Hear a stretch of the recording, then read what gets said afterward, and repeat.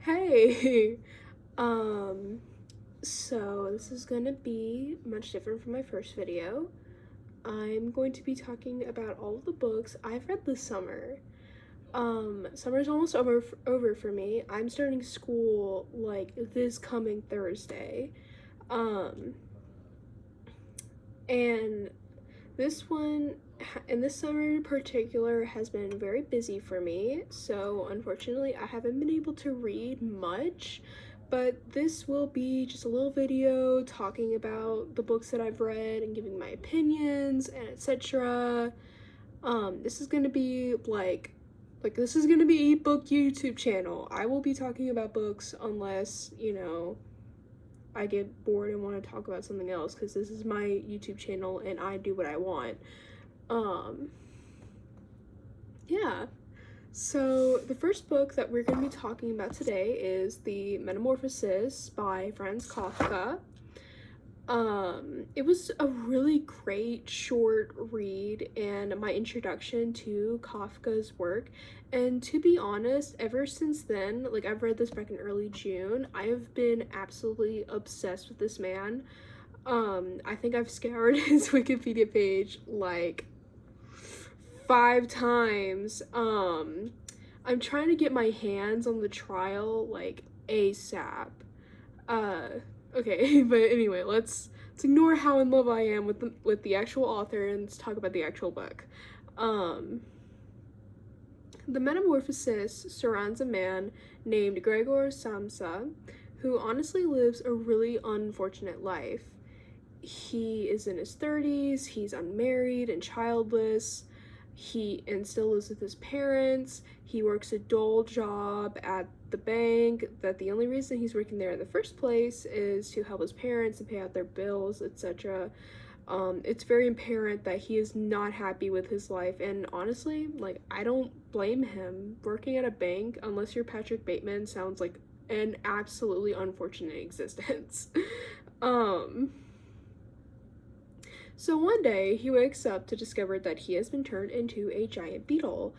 His first thoughts after discovering this was, oh, what about work, This like shows us how detached he is, not exactly from reality. He's very aware of the reality of the situation that he is currently in, but he's really detached from his sense of self, or like just him as a person, to the point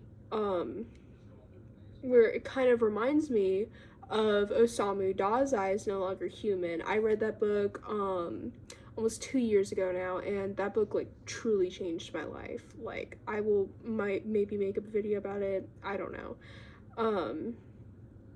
But he's just so distant from like himself as a person, that to the point where like he might as well have been a beetle.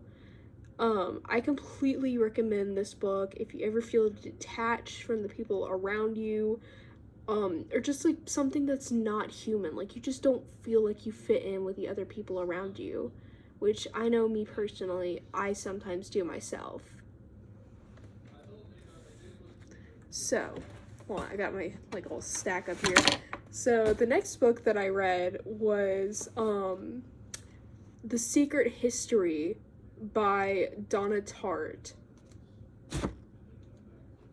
Oh my god, I love this book. I love this book to an unhealthy degree. Like, this book literally altered my brain chemistry. This book is the reason I'm writing again. This is one of the most beautiful things I've ever read, and every time I reread a chapter just to feel something, it's like I discover new detail about these characters every time, and I eat it up. I devour this book. Like, this book is delicious. Okay, sorry, I got really loud, and it's quiet downstairs, and I'm afraid my dad heard me.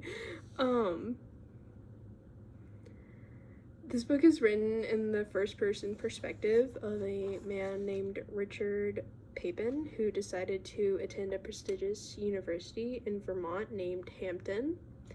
There, he lies his way into an incredibly exclusive Greek class with 5 other people, and as he gets to know them more, the cracks in the group begin to show, and he realizes that these people are in no way who he thought they were.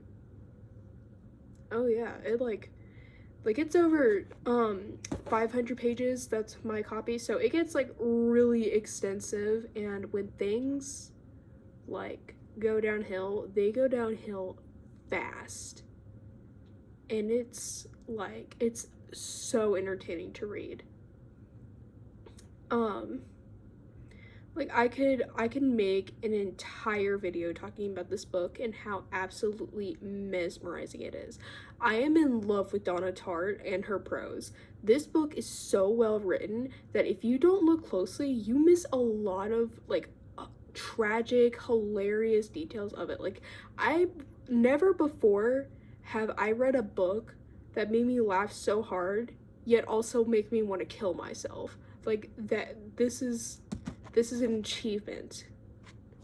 Okay?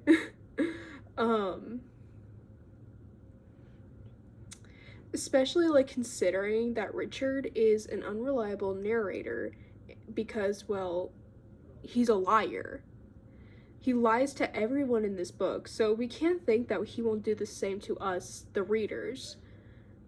Like, your first read, you're looking at this and thinking, oh wow, everything in this is so beautifully done. Oh, to be a college student in Vermont and chain smoke all day and drink champagne out of a teacup. And then you read it a second time and you think to yourself, why does everyone follow what Henry says? He literally didn't even know we landed on the moon and this is the 80s. Like, this is how detached from reality that Richard and the rest of the Greek class are. Because, like, I read this at first, and I was thinking to myself, like, this was set in, like, the 50s, 60s, because these people are, like, wearing suit jackets to college, and, like, being very proper, like, they speak like they come straight out of an Oscar Wilde novel. And then we have like actual outside characters outside from the class coming in and introducing themselves, and like they're wiping coke off their nose and saying shit like, oh my god, you have to listen to Leonard Skinner right now. And then you're like, oh my god, this is the fucking 80s. This is not, like, where else am I gonna get doing coke in the Burger King parking lot? 1985, that's where I'm gonna get it. That's actually what they do. Like, Richard and another character named Judy, like, they do coke in the Burger King parking lot, and it's fucking amazing.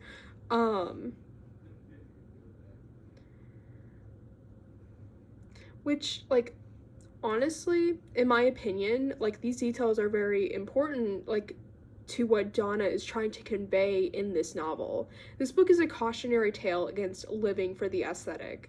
These weirdos are living in 1980s Vermont, walking around and talking like this, and it's just so funny. Like, they're so dramatic and miserable in a way that's almost, if not completely, their own fault.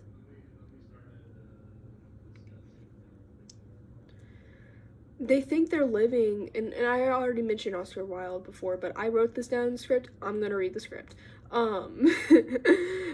They think they're living in an Oscar Wilde novel when this is Donna Tartt's universe, and Donna Tartt's world is the real one. It's just so, like, this book is genuinely so great and entertaining. Like, I could not put this down. I could not stop listening to the audiobook when I did. Like, I want to talk more about this, but, like, genuinely, I'm trying to keep this, for the most part, spoiler-free, like, this entire video, so I'm just gonna say, like, you guys have got to read this book for yourself. Find the audiobook on YouTube, like, borrow the copy from my friend. If you know me in real life, borrow my copy. Like, read this book. Read Donna Tartt's work. She is mother, okay? Like, she is everything to me. This book is so well worth your time. Like, I promise you. If you like psychological horror, if you like dark academia, like, because I know, Danger Against Living for the aesthetic. However, this is the dark academia novel. People say, oh, if we were villains, oh, I don't know, something else, I don't care. This right here. This is what you should be reading. Anyway, already past the 10-minute mark, so this is gonna be great. So the next book I read is Girls Against God by Jenny Hval. I don't know. She's Norwegian, I believe. It's the third book I've read, and it's from the perspective of this girl from southern Norway. And she's kind of a black sheep down there. Like, she's this atheist, kind of black metal type from the Bible Belt of her country, and she hates, like, everyone there. She hates everyone and everything. This book is kind of just a compilation of random stories of her life. Like, she tells things from the past or what's currently going on in her life. Like, I think... And honestly, some of these things I'm reading and I'm like, are you telling the truth? Like, I don't know if I was just kind of messed up from the secret history, but I was reading this book and I'm like, are you an unreliable narrator? Dude, can I believe you? You know, it's like, again, like, I don't know if I was biased or maybe my media literacy has gone downhill, but I kind of think this is an unreliable narrator. I don't know. Because honestly, I had no idea what was happening in this book because it was jumping from place to place and it was all over and really in your face, and I kind of liked that. Like, I kind of liked it with the way that it was executed and written, because, not gonna lie, this book sometimes did really scare me and disturb me. Like, this is in no way splatterpunk trash, but, like, I thought that some of the disturbing things in there was really well done. And it's from such an interesting perspective of someone whose life is entirely devoted to the dark underground world of the Norwegian and American black metal scene and the world of a disturbing cinephile. And when she made her own movie after talking about it the entire book, I really liked it. Like, it was really interesting. It was kind of reminiscent to me, like her movie that she made. It was kind of reminiscent to me, of Junji Ito's work, like specifically Black Paradox, if any of you have read that, if any of you like horror manga, it did kind of make me think of Black Paradox. So yeah, but like this book, I did kind of enjoy it. I didn't really get it, but not gonna lie, I did start this back in February and ended it in mid-June because I was just like doing so much stuff, you know. And also I do live in the Bible Belt where I'm from, so reading a book like this, like with a title like this, I was kind of afraid of reading it like in public and stuff. And of course I was in school around that time, so that leaves me not a lot of time to read this book.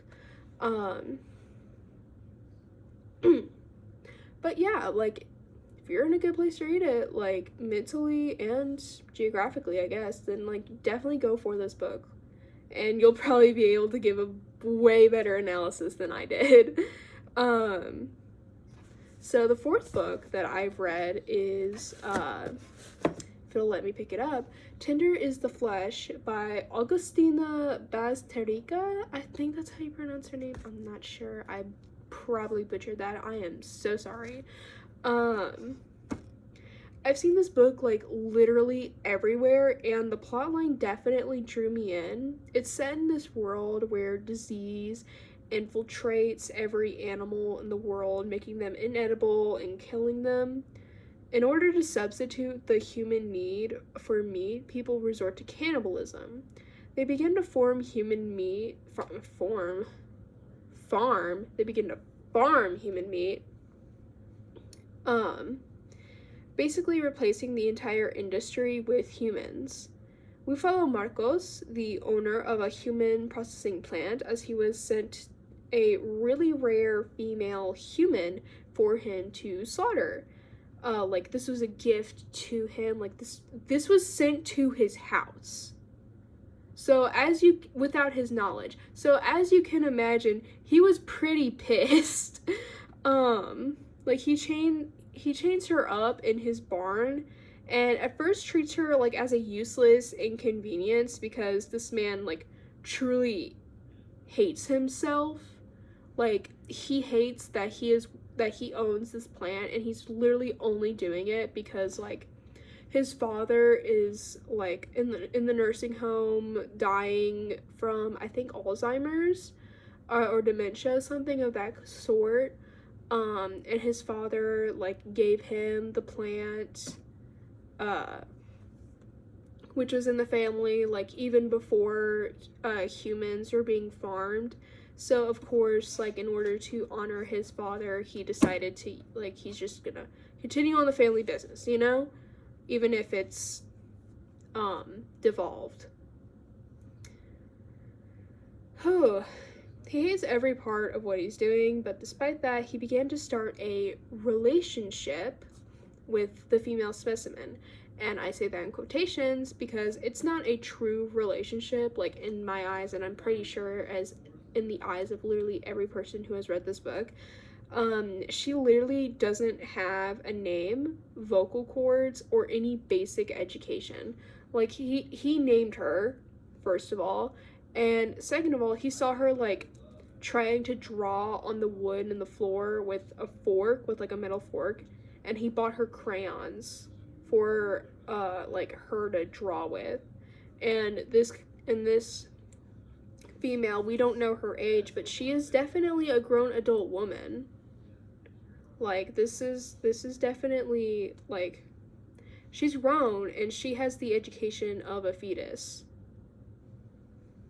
Like, this is not, yeah, like, she cannot consent to having a relationship. I'm sure you can tell what Augustina, like, herself is trying to say in this book. Like, it's a commentary on the horrors of the meat industry.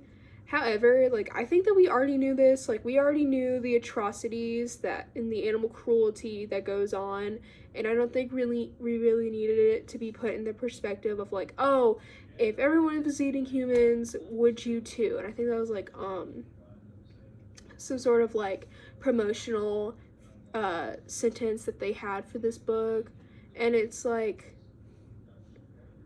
well, yeah, obviously not. Well, I guess not obviously, but because, well, I do eat meat personally, so maybe I probably would have, but it's like, Augustina, I get your point, but it's like, we know. I guess. I'm sorry. I'm not like, my brain is fried right now. Like, we know how horrible this is, but honestly, I just loved the world that she created in this. Like, this is really, really fascinating. Like, the legalization of cannibalism in such a context is really cool to me, and I enjoyed reading it, even though it is quite a very sad story, and it ended in a way that, like, I almost cried at the ending. Like, it was so tragic. I do definitely recommend reading this book. I will warn, however, there are some smut scenes in this, which I did not know about beforehand, which I would have liked to know personally, because I'm not very big on smut. I thought that this was just going to be, like, scary, you know, and it was scary. This was kind of scary, but still, I'm not a very big fan of scenes like that.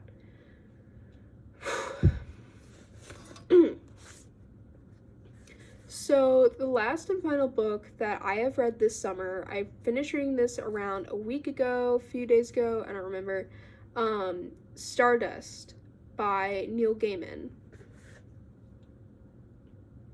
This book is a really cute story. it follows like a kind of himbo kind of. Okay, well first we need some backstory on this. Sorry, I need to fix that. Um, so this boy one day he goes out to the fairy market and he buys a snowdrop for the woman that he loves, and it was some sort of like magical snowdrop of some sorts. And he gives it to the woman he loves, and he like in front of her family and his family, and he like kisses her on the cheek, but she starts crying and she's like, he kissed me, and he was like, oh shit, she does not like me, bro, she does not like me. So he was like, so he walked out of the house like really heartbroken, and he meets the fairy girl that he bought the snowdrop from, and she was like, hey, how's your lady friend? And he's like, she hates me. And she was like, oh dang, wanna have sex? And yeah, and then they do that, which again, it was very it was very weird for me, because like especially I was listening to the audiobook, like for me especially, because like I was listening to the audiobook, so to hear Neil Gaiman like describe like an 18-year-old boy having sex with a fairy, like fae, not like a fairy like size of my pinky finger, Tinkerbell kind of thing, like a fairy. It was really, really weird. And it was even funnier because I had like Neil Gaiman in his like little British accent talking to me and telling me this, and it's like, whoa, buddy, I'm just trying to wash the dishes right now, you know? But anyway, so 9 months later, all of a sudden, whoa, turns out Fairy got pregnant, and she like, and she leaves the little like half fairy boy on the doorstep of the man who impregnated her. His name is Dunstan. And like it turns out that the girl that like he gave the snowdrop to, turns out like she did actually love him. She was just like really freaked out by the whole thing. So they got married and they raised their kid. Well, they raised their kid, and they named him Tristan. And they had their own kid of their own, and they had another kid of their own, and they just like, you know, just raised them as their own family. Like Tristan did not know throughout his entire life that he was half fae, until one day he was talking with like this girl, very very Dunstan like. Tristan kind of grew up to be a himbo, not gonna lie. So he was talking to the girl that he loved in the village, and he was like, will you kiss me? Oh, please, will you kiss me? And she's like, and he's like, please, what can I do? What can I do to get you to kiss me? Like, he was just like really whining about it, and she was like, I don't know. And then all of a sudden, whoa, like a star just falls down and hits the earth. And she's like, that's weird. Will you give me that star? I'll kiss you then. And he's like, yes, queen. Like he immediately just is like, yes, I will do that for you. I will do that for you if you will kiss and marry me. And she's like, yeah, sure. Because like she didn't think he was gonna actually do it. And then Tristan goes home and packs, and his father Dunstan's like, oh shit, you know your mom's a fae. And Tristan's like, no.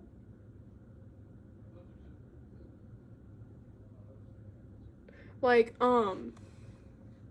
anyway, so Dunstan just like sends his son off, you know, like far away, just to, you know, get this star. And then like we switch from different perspectives. Like there's a witch also there who like turns people into animals to like serve under her, and she also wants the star. And there's yet another witch who like, they're two witches, and I think they're like sisters, and they kind of like, you know, I don't know what I was supposed to convey by doing this, but you know, like they're kind of, they have a rivalry, you know.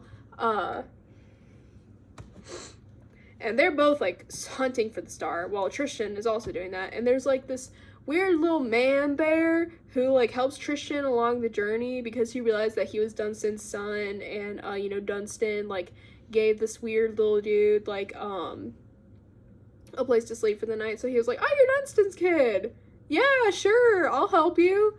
And so like they kind of travel for a little bit, and that was nice, like little traveling fun, it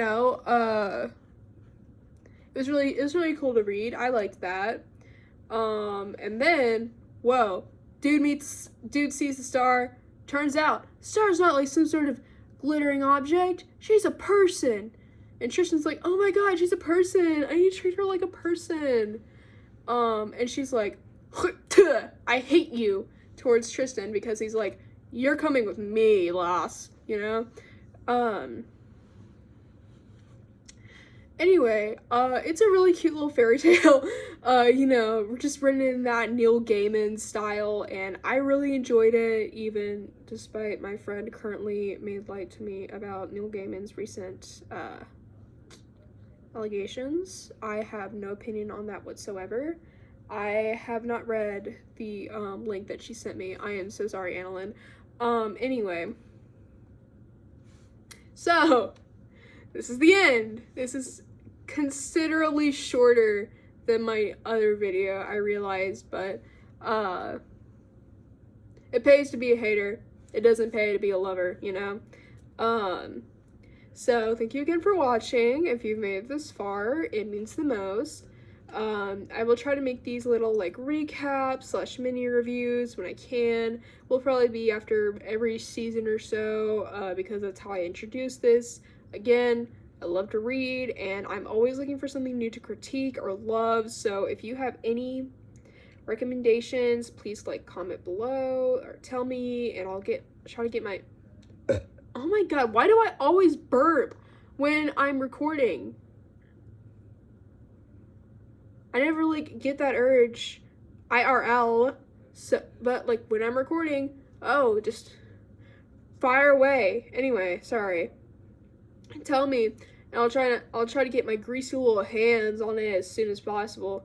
Okay, again, thank you for watching, and goodbye.